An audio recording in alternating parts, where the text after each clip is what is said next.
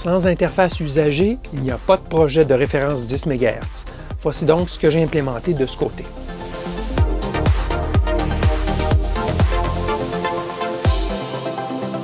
Bidouilleurs, bidouilleuses, salut! Vous visionnez présentement la 5e vidéo de cette série de création d'un système de référence, donc d'étalons 10 MHz, piloté par GPS. Dans la 4e vidéo, la numéro 526, j'ai décrit en détail l'implémentation matérielle, schéma et plaquettes PCB.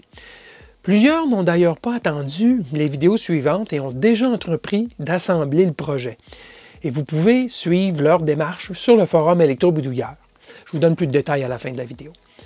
Aujourd'hui, je vais démontrer le fonctionnement de l'interface usagée avec laquelle on peut configurer et monitorer le système.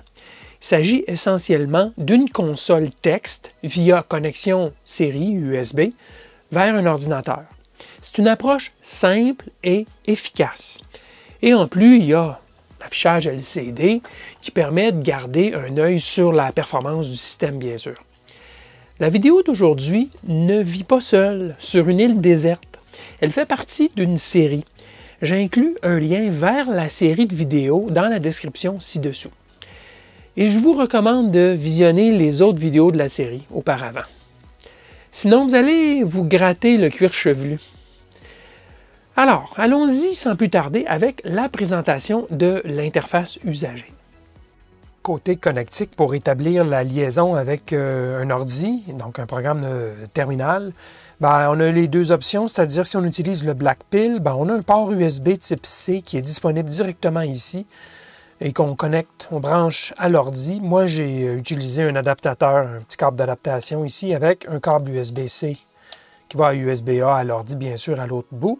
Alors, on a une connexion directe sans nécessité de mettre un convertisseur, quoi que ce soit, puisque le protocole USB est soutenu par le Blackpill. Par contre, si vous utilisez le Bluepill, vous constaterez qu'il y a un connecteur USB sur le Bluepill, mais malheureusement, le bootloader, par défaut, ne soutient pas la connexion USB ici.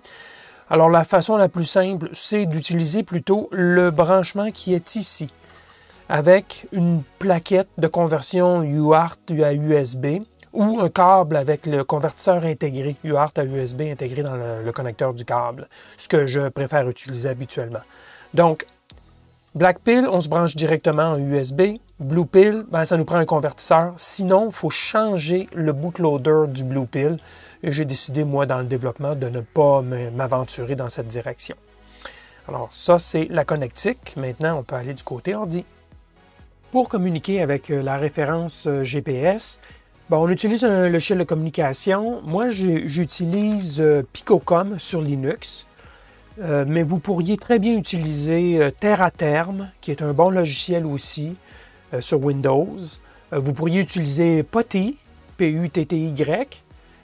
Moi, j'utilise aussi PuTTY sur Linux, il est disponible sur Windows aussi. Dans ce cas-ci, moi, je vais utiliser Picocom parce que c'est simple et fonctionne très bien. Notez la vitesse de connexion, 115 200.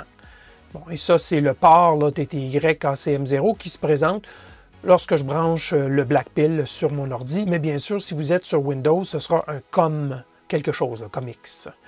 Alors, quand je lance le programme, voilà. Ça, c'est, vous avez vraiment là ce qui le programme fournit normalement par défaut, c'est-à-dire le mode verbose, c'est-à-dire qui donne beaucoup de détails. Alors, ce que vous avez, c'est à toutes les 10 secondes, bien sûr, vous l'avez vu, il est en train d'échantillonner, donc prendre un échantillon, au bout de 10 secondes, fournir un nouveau résultat, et ça continue comme ça de façon perpétuelle.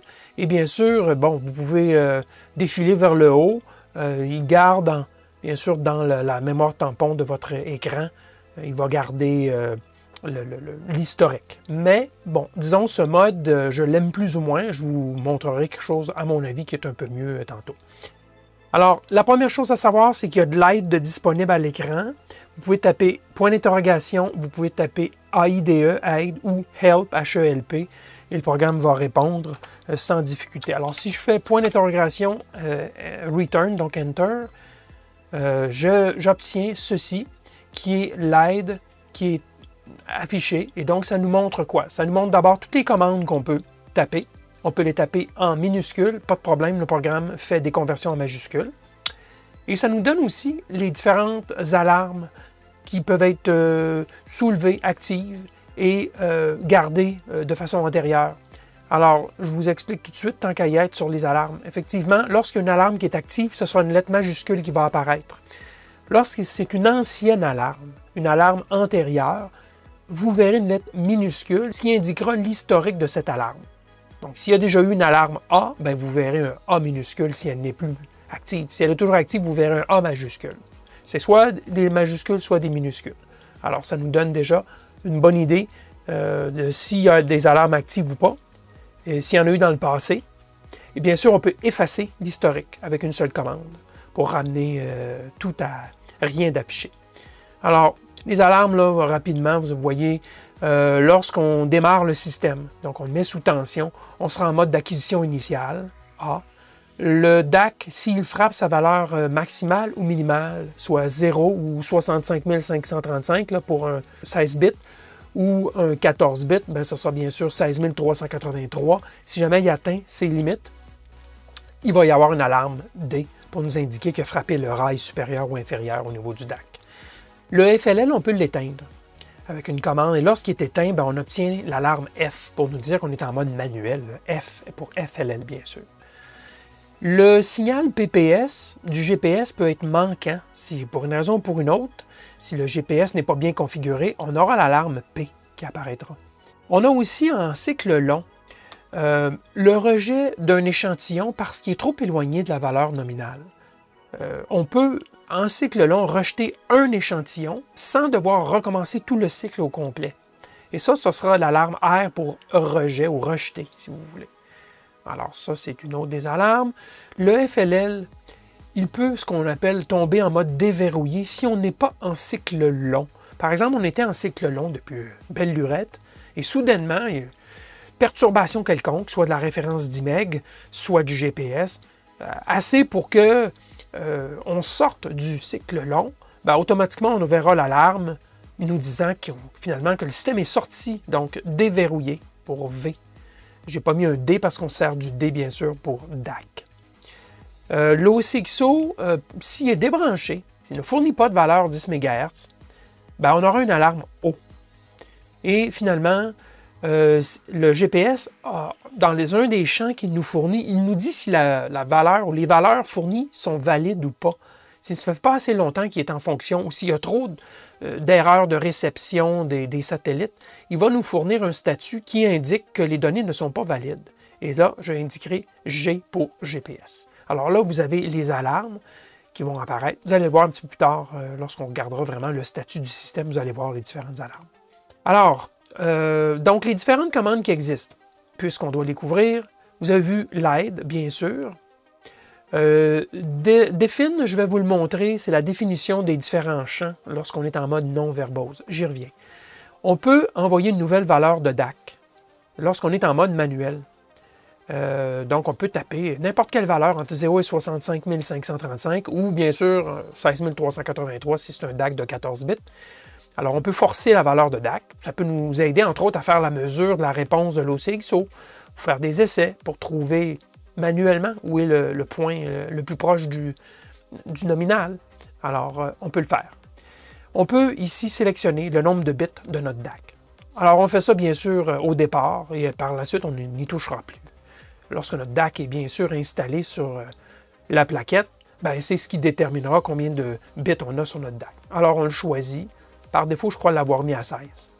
Mais bien sûr, on peut le changer. Et ça, bien sûr, c'est conservé en mémoire à jamais dans la mémoire EEPROM. Alors, on peut aussi changer la durée des cycles courts, moyens et longs. Par défaut, j'ai 1, 10 et 360, si je ne m'abuse. Soit 300 ou 360. Alors ça, bien sûr, on peut donc expérimenter, parce que beaucoup de ces commandes, c'est pour vous permettre d'expérimenter avec le FLL. Éventuellement, vous allez laisser ça tranquille jusqu'à la mort, mais si vous voulez vous amuser, vous pouvez le faire. Alors, il y a une commande aussi pour effacer les alarmes, EFF-ALM. On peut bien sûr activer ou désactiver le FLL en tapant simplement FLL oui pour activer, ou FLL, non, pour désactiver. Combien d'impulsions PPS voulez-vous dans votre échantillon? Alors, par défaut, c'est 10 secondes. Donc, 10 impulsions PPS pour un échantillon. Alors, je vous suggère de le laisser à 10, mais vous pouvez jouer avec si vous voulez. Bon, ensuite, cette commande param affichera la valeur de tous les paramètres. Vous allez voir, je vais le faire tantôt. La boucle FLL, c'est une boucle proportionnelle intégrale et vous pouvez changer les constantes KP et KI de la boucle PI du FLL, si vous le voulez, pour expérimenter encore une fois avec le FLL. Essayez toutes sortes de variations possibles. Vous pouvez redémarrer le processeur en tapant Redem. Et tout va repartir à 0. Vous pouvez, sans faire un redémarrage du processeur, tout de même faire un redémarrage de l'acquisition. Donc, redémarrer à partir de cycle court une acquisition. Là. Donc, vraiment, on repart à 0 au niveau de l'acquisition. Vous pouvez changer les seuils de décision pour passer du cycle court au cycle moyen et du cycle moyen au cycle long. Alors, ces seuils en Hertz, vous pouvez les changer. Alors, c'est à vous d'essayer des différentes valeurs. Ce sont des valeurs flottantes. Quand vous voyez beaucoup de zéros comme ceci, vous pouvez taper des valeurs flottantes. Sinon, ce sont des valeurs entières, pas de décimales. Et finalement, il y a le mode verbose. Le mode verbose, c'est le mode que vous venez de voir, c'est-à-dire où on affiche à toutes les 10 secondes beaucoup de lignes avec du texte descriptif des valeurs de chacun des paramètres qui ont été mesurés par le FLL. Ça, c'est le mode verbose. Vous pouvez le mettre oui ou non. Vous allez voir, je vais le mettre en non tantôt, ce qui nous permettra d'avoir une ligne simplement à toutes les 10 secondes. Alors, à voir. Et finalement, il y a le mode VT100. Lorsque vous êtes en mode verbose, plutôt que de faire défiler les écrans les uns après les autres constamment, vous pourriez peut-être vouloir simplement avoir à toutes les 10 secondes un nouvel écran dans le haut et donc pas de défilement. Alors en mettant le mode VT100 allumé, ce sont des caractères d'échappement d'un terminal VT100. Et vous allez voir, ça va nous permettre de rester toujours en haut à gauche avec notre écran. Donc peut-être plus intéressant à regarder à long terme. Ça a des inconvénients par contre. Vous ne pourrez pas consulter les valeurs des échantillons précédents. Alors voilà, maintenant, regardons à quoi ressemblent nos écrans. Alors je retourne, il a continué à en accumuler beaucoup pendant que je vous montrais l'aide. Alors je vous l'ai montré, le système, ça c'est l'heure GPS ici du système, heure et date. On nous donne les alarmes ici. Alors, on voit toutes des minuscules, A, V et R. Les tirets voulant dire qu'il n'y a pas d'alarme. Ou il n'y a pas eu d'alarme. Alors, ce sont des minuscules, donc c'est des alarmes passées. D'accord? Alors, je vais les effacer en tapant EFFALM. Et voilà, vous allez voir que le prochain écran, tout est revenu à 0. Alors, si je fais une erreur, j'ai tapé ERFALM, disons, j'ai fait une erreur. Alors, il va me le dire, commande non reconnue. Et tantôt, vous allez voir, si je fais une erreur de paramètre aussi, il va me dire paramètre non reconnu. Donc, le code, quand même, valide jusqu'à un certain point, là, valide les valeurs. Alors ici, on a à toutes les 10 secondes, puisqu'on a valeur d'un des paramètres là, étant à 10. On nous dit, bien sûr, à quel échantillon dans notre cycle on est rendu. On nous dit que c'est un cycle long, la valeur du DAC courante, la valeur du compteur versus sa valeur nominale, le 57 600, le compte à l'intérieur, donc le TIM2 dans notre processeur, dans notre Black Pill ou Blue Pill, bien, on nous donne la valeur, et ici c'est la même que la valeur nominale, bien, ici on nous affiche le delta, donc 0 dans ce cas-ci. Donc c'est l'écart entre le compte nominal et la valeur comptée. Et par la suite, on nous affiche les moyennes jusqu'à maintenant dans le cycle. Alors ces valeurs sont déterminantes seulement à la fin du cycle, après 360 échantillons. Bien sûr, ça nous donne une tendance déjà, mais rappelez-vous que tant que le cycle n'est pas terminé, ces valeurs, c'est des valeurs intérimaires. D'accord? Bon, et finalement, on nous donne la valeur calculée en Hertz de la référence 10 MHz, toujours en fonction des moyennes jusqu'à maintenant dans le cycle et à la fin. Et c'est avec ces valeurs que le DAC sera compensé, si vous voulez. Alors voilà, ça c'est le mode verbose. Je suis en verbose VT100 éteint, donc non. Je vais mettre le VT100 à oui. Voilà. Et là, vous allez voir que la prochaine fois qu'il va y avoir une mise à jour de l'écran, tout va s'effacer et on va se tenir seulement dans le haut de l'écran. Et voilà. Alors, à partir de maintenant, ce sera toujours comme ceci, puisque j'ai mis le mode VT100 allumé. Ce sera toujours dans le haut de l'écran. Et donc, mise à jour, voici, sans que ça défile. Alors, ça peut être plus agréable à regarder, bien sûr, pour les yeux. Mais par contre, le prix à payer, c'est qu'on perd l'historique, puisque l'écran se fait effacer. Et je crois qu'il y a peu de terminaux, de logiciels d'émulation terminale qui vont quand même garder l'historique si on se met en mode VT100 comme ceci. Bon, ça, c'est le mode verbose. Si je mets le mode verbose éteint, alors V-E-R-B-O-S, non. Voilà. Vous allez voir à partir de maintenant qu'on ne fonctionne plus avec beaucoup de détails comme ceci. On ne fournit qu'une ligne par échantillon. Alors, l'avantage d'avoir ce mode, bien sûr, c'est que ça se défile très bien, ça se consulte bien. Vous pouvez aussi allumer le mode log, donc capturer en mémoire l'ensemble des champs ici, pour ensuite les coller dans, par exemple, Excel et faire une analyse avec des courbes et ainsi de suite, puisque les formats sont toujours avec des écarts ou des espacements constants. C'est très facile à digérer ça dans un chiffrier type Excel, LibreOffice, Calc ou autre, donc un tableur. Alors voilà, ça c'est le mode qui est, je vous dirais à long terme, vous allez peut-être vouloir passer à ce mode-ci, puisque rapidement vous pouvez défiler et lorsqu'il y a un changement, bien, en défilant rapidement, ce qui n'est pas possible ici parce que je n'ai pas beaucoup d'échantillons à l'écran, mais vous pourriez facilement voir lorsqu'il y a un changement de DAC, il y aura une valeur ici qui sera autre que juste des lignes. Donc voilà, c'est un mode plus pro, si je pourrais dire. Alors, qu'est-ce qu'on voit dans les champs? Bien, on a l'aide pour ça. Alors, si je vous fais défine, donc la définition de ces champs, je vous donne ici, avec une lettre minuscule là, qui indique chaque champ, ce qu'il fait avec la définition de chaque champ. Alors, c'est essentiellement de l'information que vous aviez en mode verbose, mais formatée sur une forme beaucoup plus simple et linéaire, et donc, par contre, moins descriptive, bien sûr. C'est pour ça que l'aide ici, je vous la fournis. À la longue, on vient qu'on connaît par cœur ce que veut dire chacun de ces champs. Mais c'est essentiellement les mêmes informations que vous avez vues précédemment. Alors, ça, c'est l'aspect consultation, si vous voulez. Ah oui, lorsque vous tapez une commande et que vous ne la complétez pas, lorsque vous la complétez et la commande n'est pas reconnue, c'est assez simple. Mais, par exemple, FFALM, mais bon, pas Enter. Alors, il y a un délai de 10 secondes depuis le dernier caractère. Et là, présentement, l'écran est gelé pour que vous puissiez taper vos commandes. Mais au bout de 10 secondes, la commande est annulée complètement. Donc, vous avez 10 secondes pour compléter votre commande. À chaque fois que vous tapez un caractère, on s'entend. Si vous cessez de taper un caractère, vous avez 10 secondes là, pour reprendre, sinon ça ne fonctionnera pas. Alors, je vais vous montrer maintenant les paramètres. Alors, on voit ici les paramètres qui sont configurés et qui sont configurables dans le système avec toutes les commandes que vous avez vues.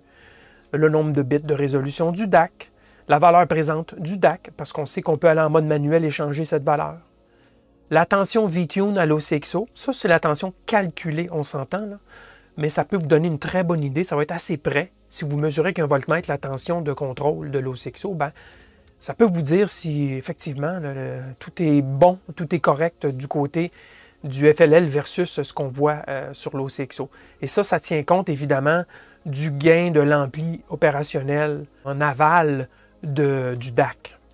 Alors maintenant ici le FLL est en fonction, on fait 10 ppс par échantillon, la durée du cycle court, voici les valeurs que je vous recommande. Un échantillon de 10 secondes, durée du cycle moyen 10 échantillons de 10 secondes et durée du cycle long 360 ou plus. Vous pourriez mettre plus, ça c'est 1 heure, c'est 10 secondes fois 360 échantillons, c'est 3600. Si vous avez un OCXO qui est très stable, de bonne qualité, du type par exemple MV89A ou même ceux qui sont faits par HP, ben, vous pourriez monter ça quand même plus haut. 1 heure, je considère que c'est assez suffisant, mais c'est en fait le minimum pour aller chercher vraiment une bonne résolution et exploiter le DAC, les 16 bits du DAC. Si vous mettez un 10 et 100, ne perdez pas votre temps à mettre un DAC à 16 bits, un DAC à 14 bits sera suffisant. Parce que une seule erreur sur 100 échantillons vous causera une valeur de DAC sur 16 bits qui va être plus que 4, une compensation de plus de 4. Et donc, vous perdez la résolution des 2 derniers bits. C'est pour ça que je vous conseille au minimum un 10, 300, ou en fait, mettez 360, mais vous pourriez pousser plus haut, comme je vous dis, une fois le système vraiment stabilisé, vous pourriez monter ça peut-être 2 heures, 3 heures, à vous de vous amuser. Alors, les seuils de passage, ils sont fonction, bien sûr, de la durée du cycle moyen et de la durée du cycle long. Donc, et ça, c'est statistique. Alors, si on a 10 échantillons, quel genre de résolution on a sur la mesure? Si on a 360 échantillons, quel genre de résolution on a sur la mesure? Alors, ce sont des seuils qui nous permettent de passer d'un niveau, donc d'un cycle court à moyen à long. Vous pouvez changer si vous voulez, mais si vous mettez des valeurs qui n'ont aucun sens, par exemple, si votre seuil de passage court à moyen est beaucoup trop petit, bien, vous allez toujours rester en cycle court parce que vous n'atteindrez jamais l'incrémentation ou la résolution du seuil. Il n'y a pas assez d'échantillons statistiques pour atteindre ces seuils. Alors, moi, je vous suggère ces valeurs. À vous de voir si vous voulez changer, bien sûr. Alors, j'ai mis un petit 1 de plus parce qu'il est possible qu'il arrive à 1,00 et il ne changerait pas à ce moment-là statistiquement. Alors, j'ai mis un petit 1 de plus, un petit 1 centième de plus que la valeur, tout simplement, pour être sûr qu'on franchit le seuil dans ces modes. Bon, alors, on n'est pas en mode d'affichage détaillé présentement, on est en mode succinct, non pas verbose. J'aurais dû écrire verbose, peut-être ici, plutôt que détaillé. Par contre, lorsqu'on est en mode détaillé, on a l'aspect VT100 qui est activé.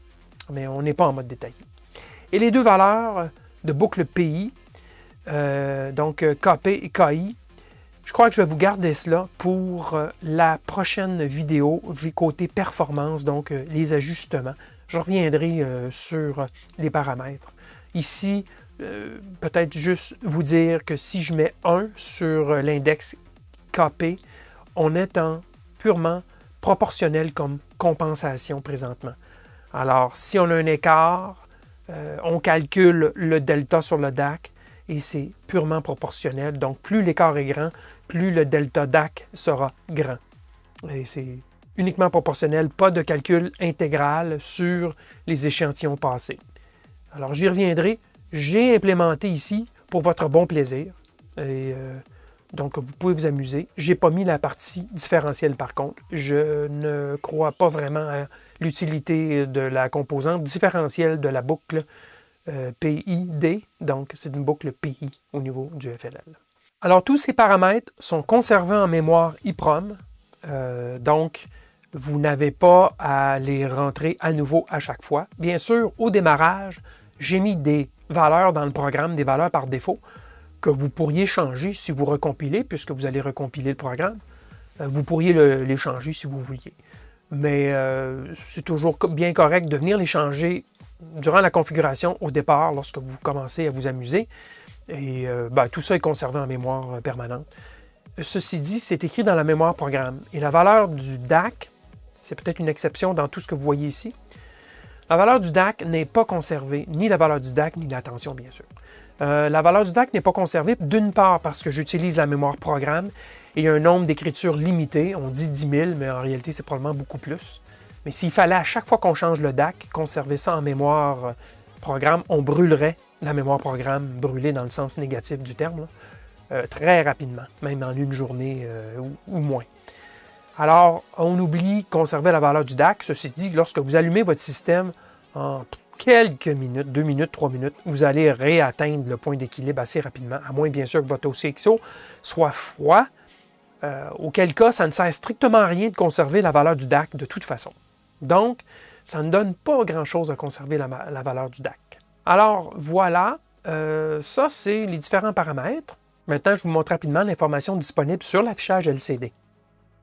Alors, vous noterez au passage que je me suis imprimé une nouvelle bordure de lunettes, tout simplement parce que c'était du ruban adhésif que j'utilisais, électrique, ruban de type électrique en vinyle, et ça décollait. Donc, je me suis fait une belle petite bordure en plastique. Alors, qu'est-ce qu'il y a de disponible sur l'affichage comme données? Bien sûr, D, c'est DAC, la valeur du DAC. Delta D, c'est la variation ou l'ajustement de DAC qu'il y a eu à la fin du cycle précédent. Donc, ça demeure en mémoire le delta D. Alors, C, c'est pour cycle. On est en cycle long et on est à l'échantillon 315. Ça ne nous donne pas le total 360. Là, on a 4 lignes, 20 caractères. C'est limité ce qu'on peut écrire. Mais on sait qu'on est à l'échantillon 316 présentement et qu'on est en cycle long. Et l'écart en Hertz jusqu'à maintenant dans ce cycle, on nous le donne, bien sûr ici, donc delta Hertz. Alors c'est très petit, vous voyez que le système est quand même stabilisé, là, il n'y a aucun doute. Et on nous donne l'heure et la date, bien sûr. On nous donne bien sûr ici le PPS, donc à chaque fois qu'il y a une impulsion PPS qui passe, on nous affiche un P ici à l'écran. Et finalement, il y a les alarmes. Présentement, il n'y a aucune alarme d'inscrite. Je vais en générer, vous allez voir, ça va apparaître bien sûr. Les informations ici sont mises à jour aux 10 secondes, sauf la valeur du DAC, bien sûr, qui est à la fin du cycle, et le delta DAC. Mais sinon, c'est mis à jour aux 10 secondes, tout comme ce qui apparaîtrait à l'écran normalement. Maintenant, je vais vous faire une petite démonstration des alarmes. Ici, j'ai envoyé la commande pour faire une réacquisition du FLL au complet. Ce qui a forcé le système en mode court, donc on recommence en court, moyen et long, et cela a généré une alarme bien sûr déverrouillée puisqu'on n'est pas en cycle long. Alors c'est le cas, l'alarme est active tant qu'on n'arrive pas au cycle long. Lorsqu'on arrive au cycle long, on tombe avec simplement historique d'alarme, donc alarme antérieure, petit v. Maintenant, ici, ce que j'ai fait, j'ai déconnecté, donc j'ai débranché l'OCXO, donc le système, le FLL, ne reçoit plus le signal 10 MHz et donc il a généré un rejet des données et éventuellement, non seulement il génère un rejet des données, mais il me dit que l'OCXO ne fournit plus de signal 10 MHz. C'est ce qu'on voit ici. J'ai rebranché et donc assez rapidement et l'échantillon d'ensuite, l'alarme est disparue, il ne reste que l'historique de l'alarme. Bien sûr, au niveau des rejets, tout est redevenu à la normale, donc on est retombé simplement avec un historique de l'alarme rejet. Regardez ici le compte des échantillons, c'est 360 total, on était rendu ici à l'échantillon 12, 13, et parce que l'échantillon est rejeté, le compte demeure à 13 tout ce temps. Alors c'est rejet, mais le cycle d'échantillonnage continue. Ce n'est pas parce qu'on rejette des échantillons qu'on repart à un cycle à 1. Alors, on rejette des échantillons et lorsque tout redevient à la normale, on reprend 14e, 15e, 16e, ainsi de suite. Maintenant, ici, j'ai déconnecté, débranché l'antenne du GPS. Ça aura pris un bon moment parce que l'antenne était déjà débranchée ici, mais le système continuait à fournir ce qu'il considérait être un PPS valide. Mais éventuellement, il a déclaré que les données GPS n'étaient plus valides. C'est ce que je montre ici, l'alarme devient active et bien sûr, l'heure n'est plus bonne à ce moment-là. Donc, j'affiche simplement des tirets. Et lorsque j'ai rebranché l'antenne, ça aura pris quelques échantillons, le GPS est redevenu heureux et recommencer à fournir des données valides et donc ce n'est que l'historique de la lettre G. Alors vous voyez le fonctionnement des alarmes de façon générale et bien sûr en tapant EFF-ALM, j'effacerai tous ces statuts et on retournerait simplement à des barres. Le but de l'historique, c'est bien sûr si vous êtes absent, lorsque vous revenez et vous regardez le statut sur votre affichage LCD ou à l'écran sur votre ordi, bien, vous saurez qu'il y a eu des événements qui se sont produits. C'est le but de l'historique. Et si vous êtes en mode succinct, bien, vous pourrez retourner sur les échantillons d'avant pour voir ce qui s'est passé, essayer de comprendre. Et bien sûr, vous aurez le même statut sur l'affichage LCD, ce qui vous dira « il s'est passé de quoi en mon absence ». Alors, c'est l'idée derrière les alarmes. Et de façon alternative, vous pouvez effacer les alarmes en vous branchant ici un bouton poussoir sur les deux contacts électriques qui sont marqués BPALM, juste ici, J10. Bien, si vous court-circuitez ces deux broches, ça effacera tout simplement les alarmes. Donc, vous n'êtes pas obligé d'aller vous brancher avec l'ordi pour aller effacer une alarme. Vous pourriez vous installer un bouton poussoir à l'avant de votre appareil et ça, bien, ça va effacer l'historique des alarmes, tout simplement.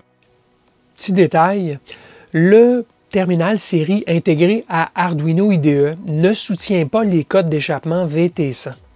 C'est correct pour faire les premiers essais, là, dès le début, lorsqu'on compile la première fois, mais vous voudrez rapidement passer à un autre logiciel d'émulation de terminal pour faire la configuration et le monitoring à long terme.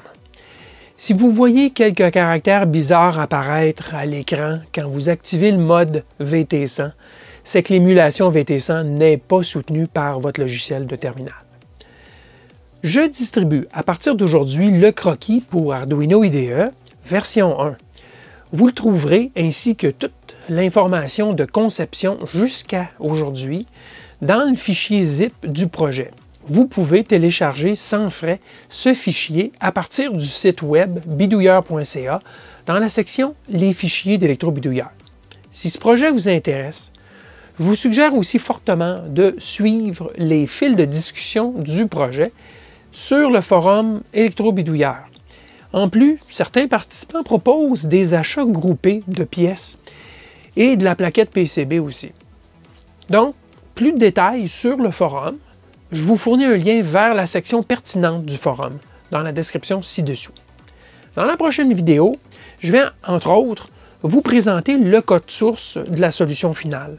Donc, demeurez à l'écoute pour la suite. Et la meilleure façon de ne rien manquer est de vous abonner à ma chaîne. Merci de votre soutien et à la prochaine!